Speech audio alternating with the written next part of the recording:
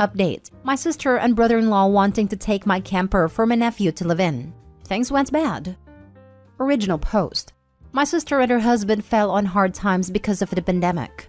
They went from renting a nice house to having to rent a room from a friend. It was supposed to be temporary, but they've been in his house for an entire year, and he didn't have more than one room to spare to rent to them. I have a family on my own, and my house is full, so I didn't want them living with me. But I have a vintage camper trailer in my backyard, one of those small ones they called a canned ham type. It had various repairs over the years, including redoing the floor and ceiling, as well as getting a new axle. And it's in a pretty decent condition for being over 50 years old. I take this camper on yearly trips with friends and on camping trips with family, and I'm very anal about its upkeep. My sister, though, has asked to borrow the camper numerous times to put in her friend's backyard so her teenage son could have some privacy and use it as a personal bedroom. But I know my nephew. He's destructive with everything and would turn my camper into a total mess. And I'm certain they wouldn't want to give it back whenever I need it because he'd already been living in it. I know they can't simply go out and get a camper of their own because the one in usable conditions are not cheap.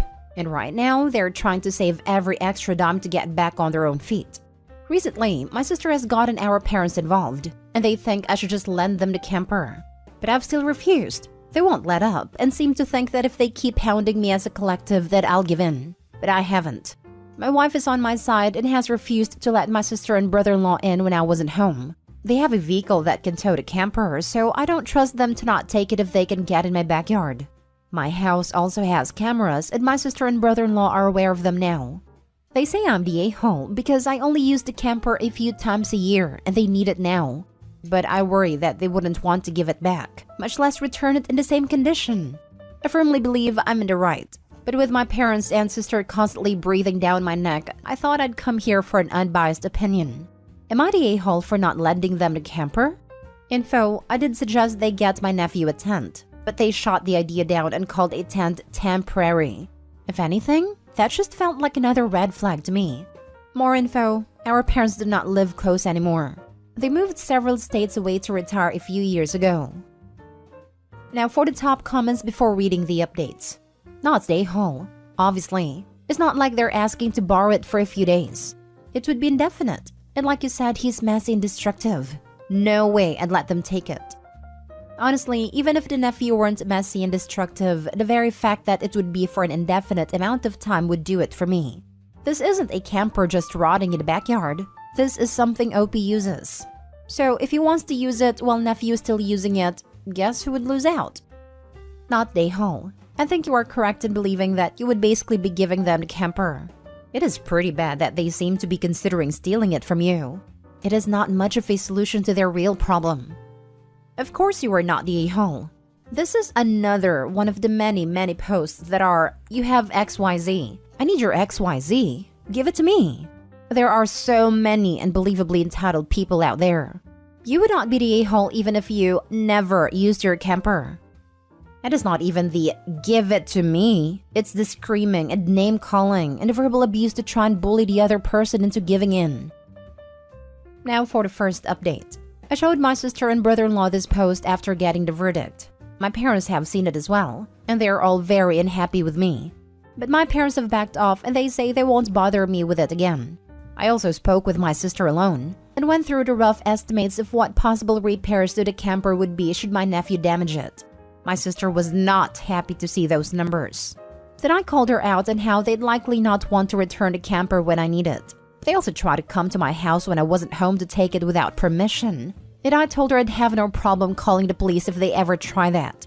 My sister still tried to say her son needs the camper, but when I went through the comments on this post with her, she became incredibly embarrassed and then got very angry. She left saying she won't bother me for the camper anymore, but still stated she thinks I'm a jerk.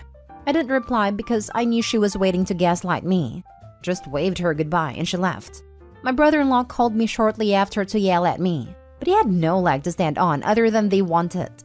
I told him I'd contribute $100 for a tent, but they're on their own feet for the rest. They actually agreed to the $100, so I guess my nephew's getting a tent to live in. I'd like to thank everyone here for all their great advice. You gave me what I needed to end this problem. Now for the last update. Hi everyone! A few days ago, I saw an animation of my old post on YouTube and decided to log back on and give everyone an update. But I couldn't do it in the original sub where I first posted it and tried to post in another sub that banned me. So I've come here instead. I just want to say that things seemed to get better after I made my sister and brother-in-law give up on borrowing my camper. If they'd gotten their hands on it, I likely wouldn't have gotten it back anytime soon, short of getting police or a lawyer involved. They even tried to show up at my house to take the camper while I wasn't home, and my wife had to keep them out. I showed my last post to my sister, brother-in-law, and parents, and they were furious at me, but let go of the fact that my camper was not up for grabs out of sheer humiliation and embarrassment. They had no real logical way to argue with me, especially after I brought up the amount of money that could end up being owed to me in repairs should they or my nephew damage the camper. That part made my sister extra sore at me. I thought we'd close the book on this whole mess, but it seems closing one book only opened another one. Things went downhill very badly, a bit over a month after my original post. So badly that I couldn't believe it was really happening. And yet it did. Many here may not believe it either. But here's what happened. Some wondered if my sister and brother-in-law were going to actually use the $100 I gave them to get my nephew a tent to have his own space in the backyard. I admit I had my doubts, but they followed through on getting him one. Our parents sent them some money as well, and they got my nephew a good-sized tent that he can have a cot to sleep on in, and a small amount of simple furniture. I personally donated a cot as I had an old Coleman one sitting in my garage unused for years. I gave him a folding camping chair too. The boy got electricity in the tent via an extension cord from the main house.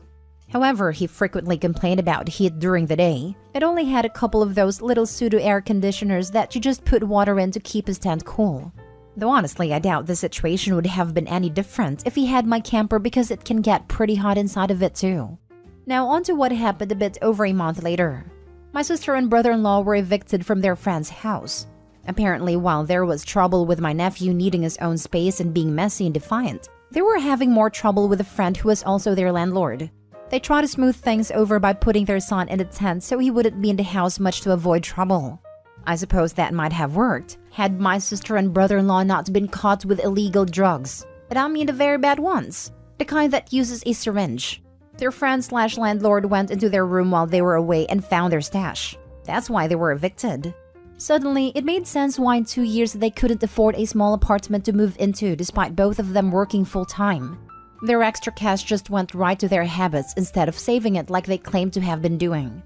Looking back, they did look a bit more unhealthy at a time, but I assumed it due to stress. And not long after being outed, their habits put them behind bars. People who are on these heavy stuffs can go very wild in an instant, and that's exactly what happened. When their friend/landlord gave them an eviction notice for having found a stash in his house, my sister and brother-in-law both got physical with him, and he called the police. That scared them, and they locked themselves in their rented room. Meanwhile, my nephew was blissfully unaware of what was happening as he was just gaming alone in his tent. The friend/landlord pressed charges, and police soon arrested my sister and brother-in-law because there were indoor security cameras that caught the whole altercation. I was very surprised about what happened when I heard about it. I got a call from the police station, and I was asked to take in my nephew since he could no longer stay where he was. Since our parents are states away and living in a retirement community, they couldn't take him in, so it was up to me. And I did so. I wasn't particularly fond of my nephew, but I realized this upbringing really did not help our relationship, nor did the fact that my sister and I don't really get along. We brought his tent over to my place and set it up in my backyard. He's still living in it, even though we've cleared the attic out for him. But he says he likes the tent better because it feels like his own little house where he can just be himself. We've even added a mini fridge I bought used in there for him so he could have cold drinks when he wants them. Currently, we're still working on becoming my nephew's permanent legal guardians. My sister and brother-in-law are both facing heavy charges, as they assaulted a man, resisted arrest, and were in possession of illegal stuffs. From jail, though, they've actually been very cooperative, albeit while dealing with withdrawal from no longer being able to self-medicate. I've been to see my sister, and she said she and her husband were so out of it on the day it happened. They don't even remember attacking their friend.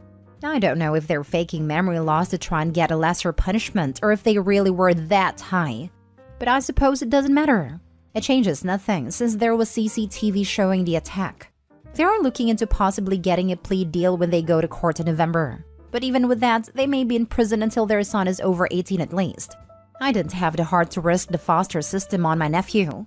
My wife has had my back on this too, and we've been working as a team.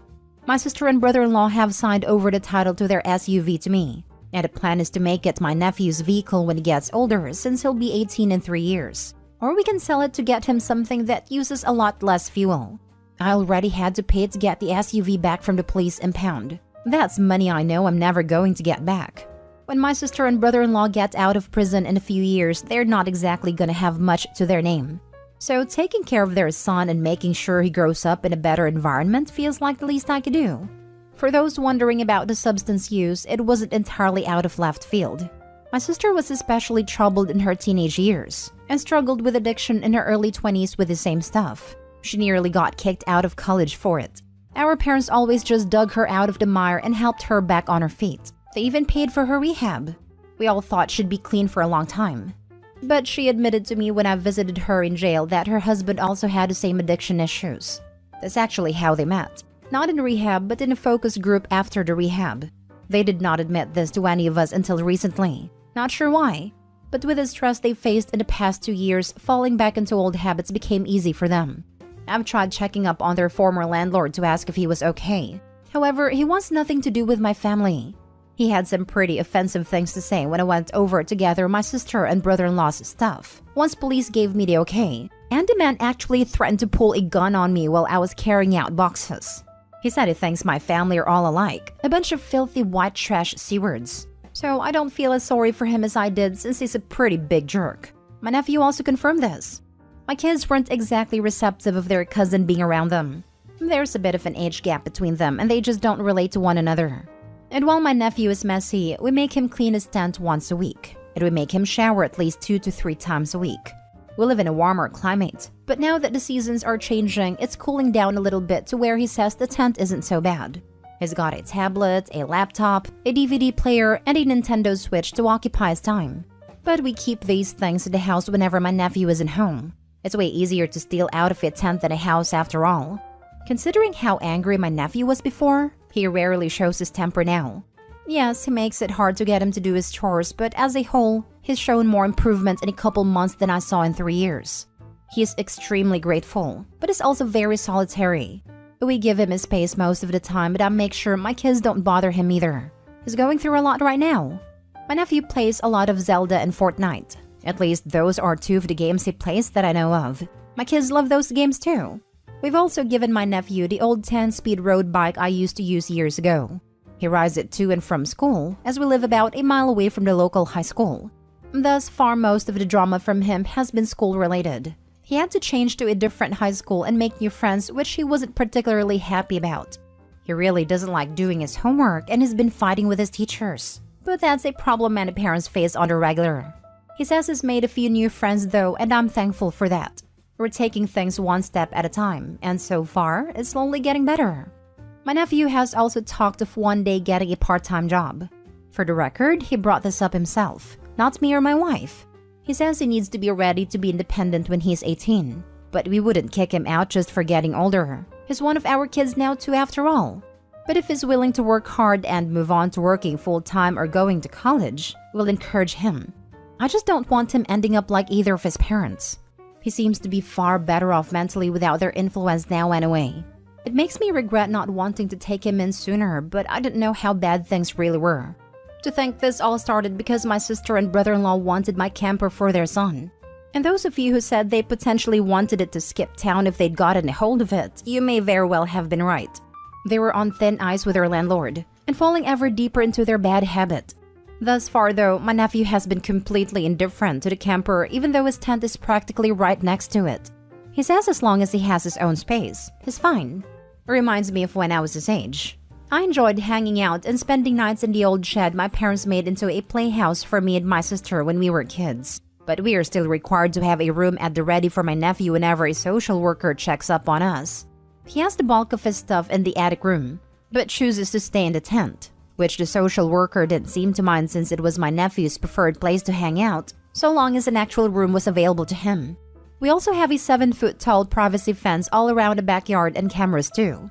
That helps my nephew feel safe back there at least. So for now, I think we have things covered. I probably won't update again, as it's pretty much a guarantee that my sister and brother-in-law are going to be locked up for a few years. Our parents are especially mad at them about it and have thanked me to no end for taking my nephew in. They want to fly over to visit this Christmas so we can all spend time as a big family for the first time since before the pandemic. And before I go, I know some are probably going to ask where brother-in-law's family is in all of this. Couldn't they help? Why didn't my sister and brother-in-law ask them for help? Well, the answer is they couldn't. I don't know a lot, but brother-in-law spent the latter half of his own childhood in the foster system. His family aren't in his life. I don't know who they are or where they are, but he hated them so much that he actually took my family name when he married my sister. So they aren't involved whatsoever with my nephew. That went in a completely different direction than I thought it would. His sister and brother-in-law were totally going to sell the camper for these. Or as someone said in the comments on his original post, sell stuffs out of the camper and fund their habit. They already had the SUV to tow it. And now I'm imagining it like a food truck for these. Anyone else surprised that they actually used the $100 to buy the kid a tent? Or do you think they scammed the parents as well to make a bit extra to go into their veins? I'm a little surprised they got him the tent, but I guess they wanted him out of the room while they were shooting up. It was a tent, or their friend was going to evict them. Sounds like Nephew was on someone's last straw.